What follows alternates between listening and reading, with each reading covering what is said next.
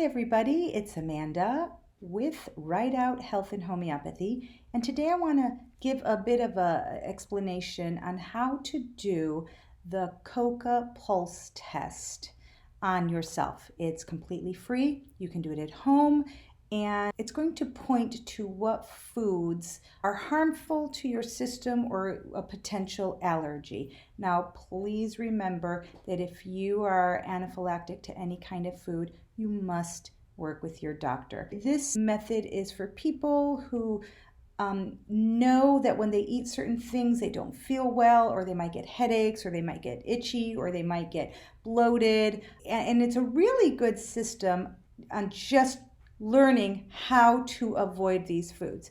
So let's get into it. The Coca allergy pulse test is a simple method of finding the foods and environmental toxins that cause your symptoms.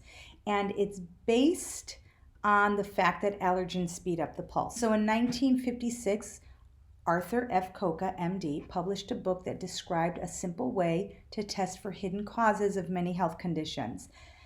The method was a result of a surprising improvement from a problem his wife had experienced. He then experimented with the method on his patients and found that many other conditions had improved. His conclusion was that these conditions were actually symptoms of hidden food allergies or food sensitivities. I recommend that you find this book online. It is public domain now, and you can Google Coca pulse test and you'll find a website that has the PDF. On the day you start the test, it's better if each meal is limited to a single food. If you do meals and try to test meals and you have a reaction, then you're just going to have to deconstruct that meal and then test every individual ingredient, which is just, I feel, is just too much and too stressful. So what you'll want to do is the day you begin, you take your pulse the first thing in the morning before you rise out of bed. So you're laying down, you don't get up, you don't sit up, you're laying down and you take your pulse. Then you're going to take your pulse again before each meal. Then you're going to take your pulse again 15 minutes after the meal, and then another 15 minutes after that.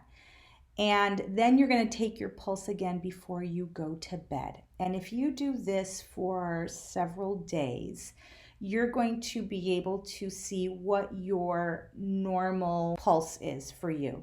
Now, keep in mind that as you start removing offensive foods, that your pulse will start getting healthier and healthier, which means if it's really high, it'll start going down. So that can definitely change. And make sure you take a full 60-second measure and not a 10, 20, or 30-second and then multiply it to get a full minute, because that can give you false counts. Find your pulse right here. Just make sure you can feel it and you can count it. I have been doing the manual method and I've been using my smartwatch. And both of these are pretty similar. At first, I started using this pulse oximeter and realized it was very unreliable. It gave me very different readings, and then when I compared them to the manual one, the readings were very off. So I just stay away from this, and I use my smartwatch or I use the manual. So you always record foods eaten and the pulse counts. Depending on your pulse, you can test another food right away or wait till your pulse has returned to normal. So if you eat something and then your pulse jumped a lot, you will want to wait till it goes back down until you test another food. The foods that are injurious or harmful are recognized by the abnormal speed up of the pulse. You'll see that when you drop these foods from your diet, your symptoms will begin to improve. Now, keep in mind, Dr. Coca says the pulse rate in the normal person is not affected at all by digestion, nor by ordinary physical activity, nor by normal emotional influences. He says it's remarkably stable. So if a person is not suffering from sunburn or an infection, such as a common cold, any variation from his normal pulse rate in usual activity is probably due to an allergic reaction. So this is the technique. Begin by carefully recording your usual diet for a period of 3 to 7 days and your 1-minute pulse counts in that period as follows. Before rising, that's in a laying down position. Before retiring or going to bed, that's in a sitting position. Just before each meal and 2 times after your meal in 15-minute intervals. Those are also taken in a sitting position. So a reminder, the before rising count is always taken in the lying position. For all other counts, either posture should be consistent. That is, always sitting or always standing. There is a very big difference from your sitting pulse to your standing pulse, so you don't want to mix those up. So how do you interpret this?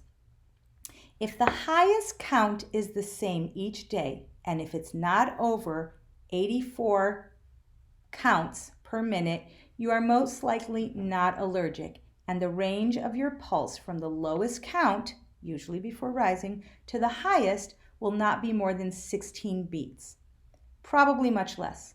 In this case, the record should be continued for 2 weeks, in which all unusual and usual foods should be included in your diet. So you'd want to test all different kinds of foods. Also, a pulse count greater than 84 points to a food allergy. So let's say you test a food and you're in the 77, 78, 79, 82, you're good. But if it goes to 85, it points to a food allergy. If the maximal count varies more than 2 beats from day to day, for example, Monday it's the highest count was 72, on Tuesday it was 78, Wednesday 76, Thursday 71, then you are certainly allergic, provided there is no infection. So if you are allergic to only a few foods, and if by chance none of these were eaten within 2 or more successive meals, pulse counts after those meals may be found to remain within range from the lowest count. That can be considered normal, say 8 to 14 beats from your lowest count. Now, there's another unusual outcome, and that is for people who are allergic not to food, but maybe to tobacco or to house dust or house mites or something like that, or lipstick or soap or something. The days that these people are not in contact with those allergens, their pulse will stay within normal range. And more frequently, the food allergens are common foods that are eaten at every meal, and these keep the pulse above normal, making it erratic. In such case, it is necessary to test the different foods singly. That's why if you try a whole meal, it'll be a bit of a mess, because then you'll have to figure out what ingredient in that meal you were to test.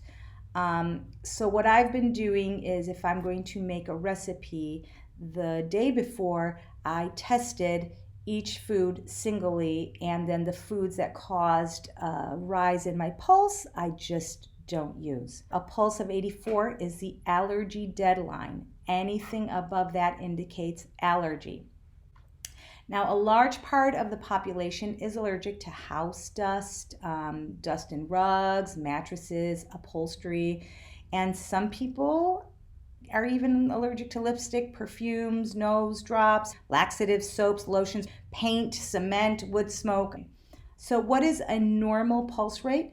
That's going to be different for every person, and by using this method, you'll find out what your normal is.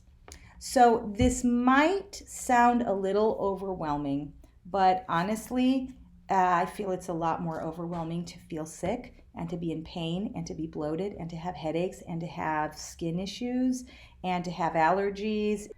It's hard, right? This method, it's really not hard. It's just very detailed, but being sick is hard. So, just pick your heart. And honestly, since I've been doing this and I've been eliminating my food allergens, life has gotten so much better, and I'm so thankful to God at how much better I feel now than what I felt like several weeks ago. There is sort of an abbreviated version of this, and I have tried it, and I'm still not sure how accurate it is. So the quicker and simpler way to do this is you still want to take your pulse waking and your pulse before bed, and you will be taking your pulse before every food and then after every food. I mean, that's the same. You need to record that because you need to see where is there a spike or is there not a spike. But this, instead of doing a food and waiting, the 15 minutes and then the other 15 minutes, what they say you can do is you can get a small piece of the food that you want to check, and you sit at a table. You rest for a few minutes and let your pulse just let it drop to its normal. Then take your pulse. You take your pulse, and remember, it's 1 full minute. It's not a few seconds and then times it, because that gives you a false reading. Or use your smartwatch, which actually I found to be very it's very accurate. So put the piece of food on your tongue, only one food at a time, and keep it there for at least 30 seconds. But I've been keeping mine there the whole minute I'm taking my pulse. So you can chew it, you can move it around, and you can swish it, but do not swallow it. Please stay away from the foods you have an allergic reaction to. Like if you anaphylactic with peanuts or garlic, or just stay away from those foods. You do not need to test those, and don't put yourself in that situation. So you sit, you take a deep breath, you slowly exhale, you bring your pulse back to its normal, and then you count your pulse for a whole minute. All right? Then you put the piece of food in your mouth, and you chew, and you can swish, but do not swallow. Taste the food for at least 30 seconds. I do it for the whole minute that I am taking my pulse. I see how much my pulse has spiked. After that, you want to spit the food out, rinse your mouth with filtered water, and if the pulse rate rises 6 or more points with the food, this indicates a stress reaction, and that food should be avoided. Now, food sensitivities can heal through diet and lifestyle changes, so it will be possible to retest and reintroduce these foods after a period of healing. So just a reminder, if your pulse increases 6 beats per minute or more, then that food is a stressor to your body. You can test this with drink, with food. You can test this with lotion, lipstick. You can test this with all different kinds of things. So they say the most common foods to trigger a reaction are wheat, milk, rye, barley, oats, eggs, corn, potatoes, paprika, soy, MSG, tomatoes, eggplant, bell peppers, hot peppers, baker's yeast, brewer's yeast, orange, beef, pea, bean, fish, sugar, plum, fowl, melon, carrot, sweet potato, grape, peanut, pineapple, beet, spinach, strawberry, cinnamon, garlic, black pepper, vanilla, and artificial sweeteners. But honestly, it's whatever food your body does not like. I just figured out that rice and avocado are pretty bad for me, and way much worse than wheat. Garlic, I've known for a long time that I can't have garlic. It gives me a migraine in a few minutes. Test any food that you crave. Usually when you're craving foods, it's because you have some kind of issue with it. So once you've determined which foods aren't good for you and you've removed them, and you see that your health is getting better, but you still have unresolved health issues, you can reach out and we can talk about if what I have to offer can help you.